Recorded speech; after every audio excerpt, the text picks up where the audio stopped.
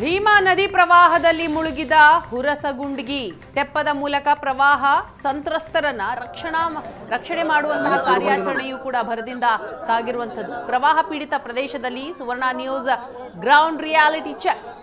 ಯಾದಗಿರಿ ಜಿಲ್ಲೆ ಶಹಾಪುರ ತಾಲೂಕಿನ ಹುರಸಗುಂಡಗಿ ಗ್ರಾಮದ 150ಕ್ಕೂ ಹೆಚ್ಚು ಮನೆಗಳಿಗೆ ನೀರು ನುಗ್ಗಿದೆ. ಮೀನುಗಾರರ ಸಹಾಯದಿಂದಾಗಿ ರಕ್ಷಣಾ ಕಾರ್ಯಾಚರಣೆಯೂ ಕೂಡ ಅಲ್ಲಿ ನಡೀತಾ ಇದೆ. RSS ಹಾಗೂ ಮೀನುಗಾರರ ಸಹಾಯದಿಂದ ಯಾರೆಲ್ಲ ಪ್ರವಾಹದಲ್ಲಿ ಸಿಲ್ಕೊಂಡಿದ್ದಾರೋ ಅಂಥವರ ರಕ್ಷಣಾ ಕಾರ್ಯ.